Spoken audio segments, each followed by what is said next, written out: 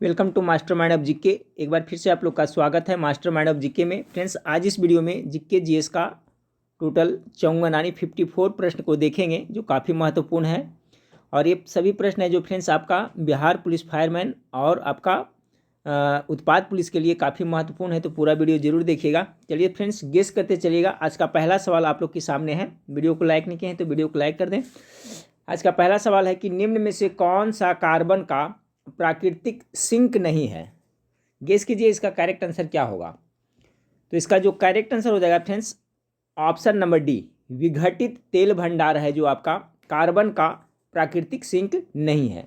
देखिए, प्राकृतिक सिंक जैसे फ्रेंड्स वह पदार्थ या जलाशय या प्राकृतिक संसाधन जो अनिश्चित अवधि के लिए कुछ कार्बन युक्त रासायनिक यौगिक को जमा करता है या संग्रहित करता है, उसी को क्या कहते हैं फ्रेंड्स, कार्बन सिंक कहते हैं। तो इसमें आपका इसके अंतर्गत आ जाएगा आपका क्या क्या, तो जलाशय हो गया, वन हो गया, मृदा हो गया, महासागर हो गया, ये सभी जो कार्बन सिंक के अंतर्गत आएंगे। जबकि विघटित तेल भंडार है वो कार्बन सिंक के अंदर नहीं आएंगे। तो पहला का करेक्ट आंसर डी हो जाएगा। दूसरा नंबर सवाल देखिए, जल प्रदूषण निवारण तथा नियंत्रण अधिनियम किस वर्ष लागू किया गया। दूसरा का जो करेक्ट आंसर हो जाएगा फ्रेंड्स, ये 1974 ईस्वी में लागू किया गया। तो ऑप्शन नंबर बी इसका करेक्ट आंसर हो जाएगा। जल प्रदूषण नियंत्रण एवं निवारण अधिनियम कब लागू किया गया, तो 1974 ईस्वी में। ठीक है। तीसरा नंबर सवाल आपका है कि महाबोधि मंदिर या महान जागृति मंदिर एक बौद्ध मंदिर है जो स्थित है, तो ये कौन सा राज्य में, सभी को पता होगा, बिहार राज्य में स्थित है। चौथा नंबर सवाल देखिए कि किस उष्णकटिबंधीय खाद्य फसल के लिए औसतन 27 डिग्री से का तापमान एवं 100 सेंटीमीटर से अधिक वर्षा की आवश्यकता पड़ती है। तो इसका करेक्ट आंसर हो जाएगा फ्रेंड्स आपका चावल के लिए। ठीक है, चावल के लिए आपका जो 27 डिग्री तापक्रम चाहिए और औसत वर्षा कितना चाहिए फ्रेंड्स, तो आपका 100 सेंटीमीटर से अधिक चाहिए। तो 4 का करेक्ट आंसर आपका ऑप्शन नंबर सी हो जाएगा। पाँचवा नंबर सवाल देखिए, पाँचवा नंबर सवाल है केंद्रीय चावल अनुसंधान संस्थान कहाँ स्थित है। तो गेस कीजिए, ये आपका है जो उड़ीसा के कटक राज्य में स्थित है, तो इसलिए ऑप्शन नंबर डी इसका करेक्ट आंसर हो जाएगा। ठीक है। देखिए, चावल के उत्पादन में अगर जो पूछा जाए फ्रेंड्स, तो विश्व में सबसे ज़्यादा है जो चाइना उत्पादन करता है और भारत का जो स्थिति है जो दूसरा स्थान पर है। ठीक है, क्वेश्चन बहुत इंपॉर्टेंट है, पूछा जाता है कि चावल के उत्पादन में भारत का कौन सा पोजीशन है, कौन सा स्थान है, तो दूसरा स्थान है चावल के उत्पादन में, पहला स्थान पर आपका चाइना है। छठा नंबर सवाल देखिए, अंकलेश्वर के लिए जाना जाता है। तो देखिए, अंकलेश्वर है जो किसके लिए जाना जाता है, तो ये आपका तेल के लिए जाना जाता है। अंकलेश्वर आपका गुजरात राज्य में पेट्रोलियम का उत्पादक क्षेत्र है, याद रखिएगा। ये अंकलेश्वर कहाँ पड़ता है, तो गुजरात राज्य में पेट्रोलियम का उत्पादक क्षेत्र है, तेल के लिए जाना जाता है। 7 नंबर सवाल देखिए, लक्षद्वीप के लोग निम्नलिखित में से कौन सी भाषा बोलते हैं। तो 7 का करेक्ट आंसर हो जाएगा friends option number A, Malayalam बोलते हैं। ठीक है, मलयालम। लक्षद्वीप के लोग निम्नलिखित में से कौन सी भाषा बोलते हैं, तो मलयालम बोलते हैं, इसलिए 7 का करेक्ट आंसर आपका ऑप्शन नंबर ए हो जाएगा। 8वां नंबर सवाल देखिए, 8वां नंबर सवाल है इंदिरा गांधी परमाणु अनुसंधान केंद्र कहाँ पर स्थित है। 8 का करेक्ट आंसर हो जाएगा फ्रेंड्स ये आपका कलपक्कम में स्थित है। ठीक है, याद रखिएगा, ऑप्शन नंबर डी इसका करेक्ट आंसर हो जाएगा। इंदिरा गांधी परमाणु अनुसंधान केंद्र कहाँ पर स्थित है, तो ये आपका कलपक्कम में स्थित है। तो करेक्ट आंसर आपका ऑप्शन नंबर डी हो जाएगा 8 का। 9 नंबर सवाल देखिए, निम्नलिखित में से कौन कभी भी भारत का उपराष्ट्रपति नहीं रहा है। इनमें से कौन है जो कभी भारत का उपराष्ट्रपति नहीं बने हैं, तो 9 का करेक्ट आंसर हो जाएगा आपका option number B, APJ Abdul Kalam. ठीक है, ये आपका उपराष्ट्रपति कभी नहीं, राष्ट्रपति तो बने हैं लेकिन आपका उपराष्ट्रपति ये कभी नहीं बने हैं। बाकी मोहम्मद हामिद अंसारी उपराष्ट्रपति रहे हैं, रामास्वामी वेंकटरमन भी रहे हैं, शंकर दयाल शर्मा भी रहे हैं। आपका जो APJ अब्दुल कलाम है जो भारत के उपराष्ट्रपति नहीं रहे, ये राष्ट्रपति बने थे। 10 नंबर सवाल को देखिए कि किसे व्यवहारिक मनोविज्ञान का जनक माना जाता है। ठीक है, साइकोलॉजी। ठीक है फ्रेंड्स, साइकोलॉजी का यानी जनक किसे माना जाता है, ये क्वेश्चन आपका है 10 का। तो व्यवहारिक मनोविज्ञान का जनक किसे माना जाता है, एक्सपेरिमेंटल साइकोलॉजी का जनक किसे कहा जाता है। तो 10 का करेक्ट आंसर आपका सी हो जाएगा फ्रेंड्स, विल्हेम वुडंत को कहा जाता है। ठीक है, व्यवहारिक मनोविज्ञान का जनक किसे? तो ऑप्शन नंबर सी इसका करेक्ट आंसर होगा, विल्हेम वुडंत को कहा जाता है। 10 का सी। 11 नंबर सवाल देखें, भारतीय संविधान में पहला संशोधन कब किया गया था? 11 का गेस कीजिए फ्रेंड्स। तो भारतीय संविधान में जो प्रथम बार संशोधन किया गया था 1951 ईस्वी में किया गया था, ऑप्शन नंबर सी होगा। और प्रथम संविधान संशोधन द्वारा क्या हुआ था? तो संविधान में 9वीं अनुसूची, याद रखिएगा, संविधान में 9वीं अनुसूची को जोड़ा गया था। ये 9वीं अनुसूची है जो किससे संबंधित है? तो ये आपका भूमि सुधार से संबंधित है। ये तीनों पॉइंट बहुत इंपॉर्टेंट है आपके लिए। भारतीय संविधान में पहला संशोधन कब किया गया था? तो 1951 में। और प्रथम संविधान जो संशोधन हुआ था उसमें क्या किया गया था? तो 9वीं अनुसूची जोड़ा गया था। ये 9वीं अनुसूची है जो आपका किससे संबंधित है? तो भूमि सुधार से संबंधित है, याद रखिएगा। 12 नंबर सवाल को देखिए, फूल में गर्भ केसर है, तो 12 का करेक्ट आंसर हो जाएगा फ्रेंड्स ऑप्शन नंबर डी, मादा प्रजनन अंग है जो फूल में क्या है? गर्भ केसर है। तो फूल में गर्भ केसर कौन है? मादा प्रजनन अंग। 13 नंबर सवाल को देखिए, नवकलेवर उत्सव किस राज्य से संबंधित है? ठीक है, नवकलेवर उत्सव। 13 का करेक्ट आंसर ये आपका ओडिशा राज्य में मनाया जाता है। ठीक है, नवकलेश्वर, ठीक है फ्रेंड्स, नवकलेश्वर या नवकलेवर या नवकलेश्वर उत्सव है जो आपका ओडिशा राज्य में मनाया जाता है, इसलिए ऑप्शन नंबर डी इसका करेक्ट आंसर हो जाएगा। ये देखिए फ्रेंड्स, जो आपका है नवकलेश्वर उत्सव है जो आपका उड़ीसा के पुरी जगन्नाथ मंदिर से जुड़ा हुआ एक उत्सव है। ठीक है, 14 नंबर सवाल को देखिए, गोदावरी नदी का उद्गम स्थान से होता है, यानी गोदावरी का उद्गम स्थान कहाँ है? तो 14 का करेक्ट आंसर होगा फ्रेंड्स आपका ऑप्शन नंबर ए, ब्रह्मगिरी की पहाड़ी से इसका उद्गम स्थान है। 15 नंबर सवाल को देखिए, 15 नंबर सवाल आपका है कि भारत के भीम यूपीआई को हाल ही में किस देश में लॉन्च किया गया है? चलिए, अच्छा सवाल ये भी है। तो 15 का करेक्ट आंसर होगा option number D A, Bhutan में लॉन्च किया गया है। 16 नंबर सवाल देखिए, भारतीय मूल के किस शतरंज खिलाड़ी ने दुनिया के सबसे युवा ग्रांड मास्टर बन गए हैं? बहुत इंपॉर्टेंट सवाल है एग्जाम के दृष्टिकोण से ये। 16 नंबर, तो ये बन गए हैं कौन फ्रेंड्स? 16 का तो उनका नाम है आपका अभिमन्यु मिश्रा। भारतीय मूल के किस शतरंज खिलाड़ी दुनिया के सबसे युवा ग्रांड मास्टर बने हैं? तो ये उनका नाम है अभिमन्यु मिश्रा। 16 का करेक्ट आंसर सी हो जाएगा। 17 नंबर सवाल को देखिए, ग्लोबल स्टार्टअप इकोसिस्टम इंडेक्स 2020 में भारत को निम्न में से कौन सा स्थान प्राप्त हुआ था? तो 17 का करेक्ट आंसर हो जाएगा 20वां स्थान प्राप्त हुआ था। ठीक है, 18 नंबर, T20 अंतर्राष्ट्रीय क्रिकेट में 3000 रन बनाने वाले पहले क्रिकेटर कौन है? तो 3000 रन, इकाई दहाई सैकड़ा, 3000 रन बनाने वाले जो पहले क्रिकेटर है, 18 का करेक्ट आंसर विराट कोहली हो जाएगा। 18 का बी, T20 में ध्यान रखिएगा, T20 अंतर्राष्ट्रीय क्रिकेट में सबसे पहले 3000 रन बनाने वाला क्रिकेटर आपका विराट कोहली है। 19 का करेक्ट आंसर बी हो जाएगा, सॉरी 18 का बी हो जाएगा। 19 नंबर सवाल, Yogiraj Baba Gambhirnath auditorium and cultural centre कहाँ उद्घाटन किया गया है? 19 का correct answer option number B हो जाएगा, ये आपका गोरखपुर में उद्घाटन किया गया है। अगला सवाल देखें, अगला सवाल आपका है 20 नंबर की, यदि रेडियो एक्टिव नमूने का द्रव्यमान दोगुना होता है तो नमूने की सक्रियता एवं विघटन नियतांक क्रमशः क्या होगी? ध्यान से देखें, यदि रेडियो एक्टिव नमूने का द्रव्यमान दोगुना होता है तो नमूने की सक्रियता एवं विघटन नियतांक क्रमशः क्या होगी? तो ये हो जाएगी फ्रेंड्स आपका बढ़ेगी पहले और फिर समान रहेगी। 20 का करेक्ट आंसर ए हो जाएगा। 21 नंबर सवाल देखिए, निम्नलिखित में से किस पर धनायन है? तो धनायन किस पे? 21 का करेक्ट आंसर आपका ऑप्शन नंबर होगा, अल्फा पार्टिकल्स पे क्या होता है? धनायन होता है। तो आपका अल्फा कण धनात्मक होता है ना, तो ऑप्शन नंबर ए इसका करेक्ट आंसर हो जाएगा। 22 नंबर सवाल देखें, किसने इलेक्ट्रॉनों के पथ पर दीर्घवृत्तीय कक्षकों का प्रवेश कराकर बोर मॉडल को निरूपित किया था, बोर मॉडल को रूपांतरित किया था? तो 22 का जो करेक्ट आंसर हो जाएगा friends option number C, Sommerfeld ने किया था। 23 नंबर सवाल देखें, 23 नंबर सवाल आपका है कि नाइट्रोजन के विभिन्न ऑक्साइडों में ऑक्सीजन के विभिन्न अनुपात किस नियम की पुष्टि करते हैं?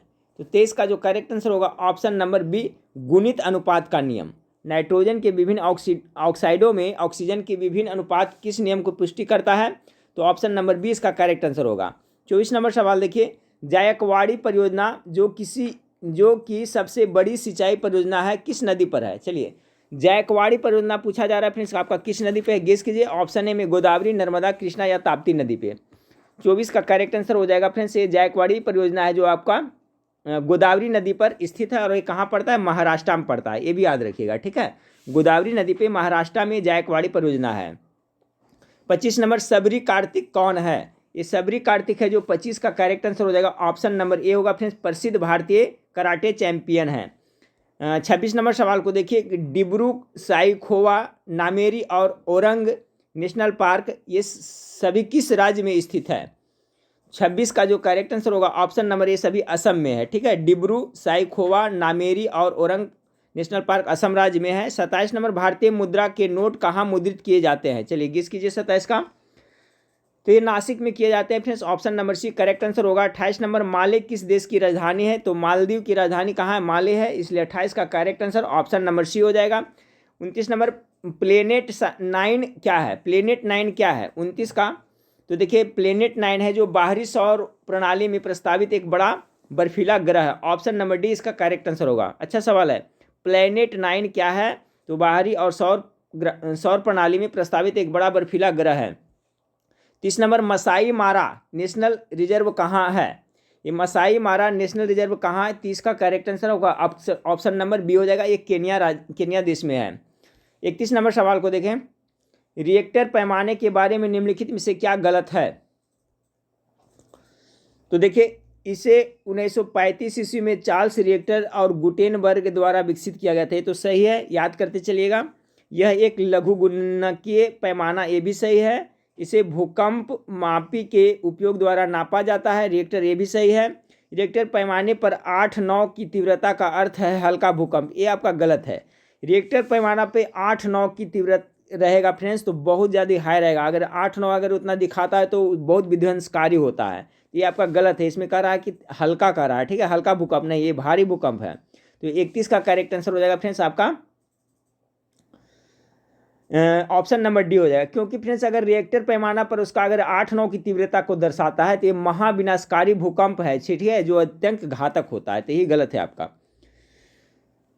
32 नंबर सवाल, ब्रिटेन वुड्स सम्मेलन किस वर्ष हुआ था, तो 32 का जो करेक्ट आंसर हो जाएगा आपका ऑप्शन नंबर ए 1944 ईस्वी में। 33 नंबर सवाल आपका मिलान करने के लिए दिया है, Arya Samaj, Ramkishan mission, Deccan education society और देव समाज, इसके संस्थापक यहाँ पर दिया हुआ है। तो आर्य समाज को तो सभी जानते हैं, स्वामी दयानंद सरस्वती, कितना हो गया इसका फ्रेंड्स, आर्य समाज का तो 1875 ईस्वी में इसको किए थे आर्य समाज, स्वामी दयानंद सरस्वती ना। अब रामकृष्ण मिशन का कह रहा है फ्रेंड्स, तो इसका तो हो गया आर्य समाज का ए, एक का ए हो जाएगा। रामकृष्ण मिशन के कौन किए थे फ्रेंड्स, तो इसके किए थे स्वामी विवेकानंद, इनका हो जाएगा आपका स्वामी विवेकानंद कहाँ है, सॉरी एक मिनट फ्रेंड्स यहाँ पर मिस्टेक हो रहा है। आर्य समाज का हो गया दयानंद सरस्वती, एक का सी। रामकृष्ण मिशन का हो गया स्वामी विवेकानंद। उसके बाद में दक्कन एवं एजुकेशन सोसाइटी का जीजे आगरकर, ठीक है, जीजे आगरकर का आपका ये हो जाएगा। देव समाज का हो जाएगा फ्रेंड्स, तो इसका हो जाएगा शिवनारायण अग्निहोत्री। तो 33 का correct answer option number A हो जाएगा, ठीक है, ऑप्शन नंबर ए इसका करेक्ट आंसर होगा।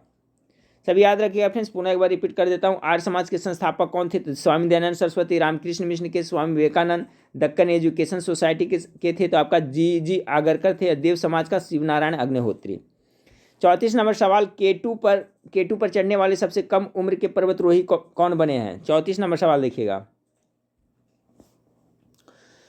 केटू जिसे गाइडविन आइंस्टीन भी कहा जाता है फ्रेंड्स, तो इसका पर चढ़ने वाला हो जाएगा ऑप्शन नंबर बी सुहरोज काशिफ, इसका करेक्ट आंसर होगा, ठीक है, याद रखिएगा। केटू पर चढ़ने वाला सबसे कम उम्र के पर्वतरोही का नाम क्या है, तो सुहरोज काशिफ, इसका करेक्ट आंसर हो जाएगा।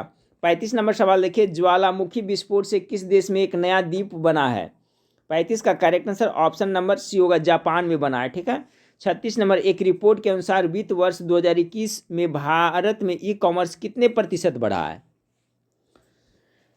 36 का correct answer option number C, आपका ई कॉमर्स है जो आपका 25% बढ़ा है, सी इसका करेक्ट आंसर होगा। 37, किस सम्राट ने श्रीनगर में स्थित शालीमार बाग बनवाया था। चलिए, तो शालीमार बाग किसने बनवाया था 37 का, तो देखिए श्रीनगर में जो शालीमार बाग है इसका निर्माण बनवाया था कौन, तो सम्राट जहांगीर द्वारा इसका निर्माण करवाया गया था, तो ऑप्शन नंबर ए इसका करेक्ट आंसर हो जाएगा। 38 नंबर सवाल देखिए, मुगल चित्रकारी ने किस शासनकाल में पराकाष्ठा पर प्राप्त की, तो चित्रकारी है ना, तो इसका हो जाएगा किसके शासनकाल में फ्रेंड्स, तो आपका जहांगीर के शासनकाल में। ऑप्शन नंबर सी इसका करेक्ट आंसर होगा। अरुणा असफ अली को कहाँ भारतीय राष्ट्रीय कांग्रेस ध्वज फहराने के लिए याद किया जाता है? ये कहाँ ध्वज फहराए थे अरुणा असफ अली? तो 39 का correct answer option number D हो जाएगा, भारत छोड़ो आंदोलन के दौरान। 39 का डी हो जाएगा। 40 नंबर, बौद्ध गुफाओं के लिए प्रसिद्ध कार्ले किस राज्य में स्थित है? 40 का जो करेक्ट आंसर होगा फ्रेंड्स ऑप्शन नंबर ए कार्ले है, जो आपका महाराष्ट्र में स्थित है। 41 नंबर सवाल, मालविका गिनमित्रम किसने लिखा है? 41 का करेक्ट आंसर ये कालिदास के द्वारा लिखा गया है। Option number D correct answer होगा। 42 नंबर सवाल, वर्तमान में प्रचलित भारतीय राष्ट्रीय ध्वज का डिजाइन किनके द्वारा तैयार किया गया था? तो इसका करेक्ट आंसर क्या होगा फ्रेंड्स 42 का? तो 42 का जो करेक्ट आंसर होगा फ्रेंड्स पिंगली वेंकैया के द्वारा। ऑप्शन नंबर सी इसका करेक्ट आंसर होगा 42 का। वर्तमान में प्रचलित भारतीय राष्ट्रीय ध्वज का डिजाइन पिंगली वेंकैया द्वारा तैयार किया गया था। ठीक है, इसका करेक्ट आंसर आपका हो जाएगा ऑप्शन नंबर सी हो जाएगा। तिरंगा ध्वज की जो लंबाई चौड़ाई का अनुपात क्या है फ्रेंड्स, सभी को पता होगा 3 और 2 का अनुपात है। ध्वज में टोटल जो आ रही है लकीर कितना है, तो 24 है। ठीक है, अगला सवाल को देखते हैं। 43 नंबर सवाल, मुख्यमंत्री नीतीश कुमार द्वारा शुरू किए गए बिहार के पहले पक्षी महोत्सव का क्या नाम है? बहुत ज़्यादा इंपॉर्टेंट सवाल है 43 का। तो देखिए फ्रेंड्स, मुख्यमंत्री नीतीश कुमार द्वारा शुरू किए गए बिहार के जो पहले पक्षी महोत्सव का नाम है, गेस कीजिए क्या होगा? इसका हो जाएगा ऑप्शन नंबर डी कलक है। याद रखिएगा सभी लोग, क्या है? कलक है। चलिए अगला सवाल 44 नंबर सवाल को देखते हैं कि 1916 ईस्वी में कांग्रेस और मुस्लिम लीग के संयुक्त अधिवेशन कहाँ पर हुआ था? तो 1916 में जो हुआ था फ्रेंड्स आपका लखनऊ में हुआ था। ऑप्शन नंबर सी इसका करेक्ट आंसर हो जाएगा। 45 नंबर सवाल को देखिए, निम्नलिखित में से कौन 19वीं शताब्दी के भारत में सामाजिक सुधार आंदोलन का अग्रगामी था? 45 का correct answer option number B Raja Ram Mohan Roy थे फ्रेंड्स। अगला सवाल को देखते हैं। 46 नंबर सवाल है, आगरा नगर की स्थापना निम्नलिखित में से किसके द्वारा की गई थी? तो गेस कीजिए आगरा किस नगर का, तो क्या हो जाएगा? सिकंदर लोदी ना। ऑप्शन नंबर डी इसका करेक्ट आंसर होगा। आगरा नगर की स्थापना किसने किया था? तो सिकंदर लोदी ने किया था। 47, कोलंबस ने 1492 में किस स्थान की खोज की थी? 47 का गेस कीजिए, इसका करेक्ट आंसर क्या होगा? तो कोलंबस 1492 में अमेरिका की खोज की थी। ऑप्शन नंबर बी इसका करेक्ट आंसर हो जाएगा 47 का। 48 नंबर सवाल, यूरोप में चांदी का आयात मुख्य रूप से कहाँ से होता है? 48 का करेक्ट आंसर हो जाएगा फ्रेंड्स आपका ऑप्शन नंबर सी। ठीक है, यूरोप में चांदी का आयात मुख्य रूप से कहाँ से होता है? तो आपका 48 का correct answer option number C हो जाएगा, मैक्सिको। देखिए फ्रेंड्स, चांदी का सबसे बड़ा उत्पादक देश देखा जाए तो आपका मैक्सिको ही है। ठीक है, तो सभी लोग याद रखिएगा, विश्व में सबसे चांदी का बड़ा उत्पादक देश, सबसे ज़्यादा उत्पादक देश है जो आपका मैक्सिको है। तो इसलिए correct answer option number C इसका होगा। अगला सवाल है, इनमें से कौन सी कंप्यूटर की एक विशेषता नहीं है? 49 का, intelligence quotient, speed, accuracy, data storage, ये 3 तो है फ्रेंड्स। ऑप्शन नंबर ए जो इसका इंटेलिजेंस कोसेंट है जो इसका विशेषता नहीं है, बाकी स्पीड, एक्यूरेसी करना और डेटा स्टोरेज सभी इसका विशेषता है। 50 नंबर सवाल को देखें, सामान्य परिस्थितियों में पेट की आंतरिक परत को अम्ल की क्रिया से कौन बचाता है? बायोलॉजी का बहुत अच्छा सवाल है। सामान्य परिस्थितियों में पेट की आंतरिक परत को अम्ल की क्रिया से कौन बचाता है? तो 50 का करेक्ट आंसर हो जाएगा फ्रेंड्स बलगम। ठीक है, ऑप्शन नंबर बी इसका करेक्ट आंसर हो जाएगा। 51 नंबर सवाल देखिए, शेड्स ऑफ सैफ्रॉन पुस्तक के लेखक कौन है? 51 का correct answer option number C होगा, सबा नकवी के द्वारा ये शेड्स ऑफ सैफ्रॉन नामक पुस्तक लिखा गया है। 51 नंबर सवाल आपका है फ्रेंड्स, भारत का 100वां अंतरिक्ष अभियान कब शुरू किया गया था? तो आपका 52 का जो करेक्ट आंसर हो जाएगा फ्रेंड्स ऑप्शन नंबर ए हो जाएगा, सितंबर 2012 में। भारत का 100वां अंतरिक्ष अभियान कब शुरू किया गया था? तो 2012 में ये शुरू किया गया था। 53 नंबर, पौधों में प्रोटीन और अन्य यौगिक के संश्लेषण में किस आवश्यक तत्व का उपयोग किया जाता है? गेस कीजिए 53 का। तो 53 का करेक्ट आंसर हो जाएगा फ्रेंड्स आपका नाइट्रोजन का होता है। ठीक है, पौधों में प्रोटीन और अन्य यौगिक को संश्लेषण में किस आवश्यक तत्व का उपयोग होता है? तो नाइट्रोजन के होता है फ्रेंड्स इसका। आज का लास्ट सवाल 54 नंबर सवाल देख लीजिए कि सूचनाओं का संचय न्यूरॉन के किस भाग में होता है? देखिए आपका फ्रेंड्स न्यूरॉन है जो क्या है, तो ये तंत्रिका तंत्र, याद रखिएगा तंत्रिका तंत्र की इकाई को न्यूरॉन कहते हैं। तो यहाँ पर क्वेश्चन पूछा, ये भी याद रखिएगा कि तंत्रिका तंत्र की इकाई को क्या कहते हैं, न्यूरॉन। जैसे आपका किडनी की इकाई, वृक्क की इकाई को नेफ्रॉन कहते हैं ना, उसी तरह से तंत्रिका तंत्र की इकाई को न्यूरॉन कहते हैं। सूचनाओं का संचय न्यूरॉन के किस भाग में होता है, तो इसका जो करेक्ट आंसर होगा फ्रेंड्स आपका द्रुमाशय में होता है। ठीक है, ऑप्शन सॉरी द्रुमाशय नहीं, कोशिकाकाय में होता है। 54 का, एक मिनट फ्रेंड्स इसमें थोड़ा कन्फ्यूजन है। क्वेश्चन कर रहा है कि सूचनाओं का संचय न्यूरॉन के, जी हाँ बी होगा इसका correct answer, option number B, द्रुमाशय में होता है। ठीक है, मास्म में होता है। सूचनाओं का जो संचय है न्यूरॉन के कौन सा भाग में होता है, तो ये द्रुमाश भाग में होता है। तंत्रिका तंत्र की रचनात्मक एवं क्रियात्मक इकाई यही है फ्रेंड्स आपका न्यूरॉन है। ये याद रखिएगा, क्वेश्चन बार बार पूछा जाता है। तो लास्ट क्वेश्चन का जवाब हो जाएगा correct answer option number B होगा। ठीक है फ्रेंड्स, द्रुमाशम में होता है। ठीक है, चलिए फ्रेंड्स, तो अभी हम लोग ने 54 प्रश्न देखे, और अभी देखिए लाइव क्लास भी नहीं आ रहे हैं फ्रेंड्स, और मैथ का वीडियो और इंग्लिश की वीडियो इसलिए नहीं प्रोवाइड करके मैं बार बार बता रहा हूँ कि अभी एप्लीकेशन में काम चालू है फ्रेंड्स, और उसमें बहुत हार्ड वर्क हो जा रहा है। एप्लीकेशन में कोशिश कर रहा हूँ फ्रेंड्स कि जल्द से जल्द आप लोग को प्रोवाइड करा दिया जाए, ताकि उसमें आपको सारा मटेरियल और एक जगह फ्रेंड्स टॉपिक वाइज आपको पढ़ने की मिल जाए, जिससे आपकी तैयारी में हेल्प हो। तो उसी में भी लगे हुए हैं फ्रेंड्स। चलिए, तो नेक्स्ट वीडियो में फिर मिलते हैं। देखने के लिए थैंक यू, धन्यवाद।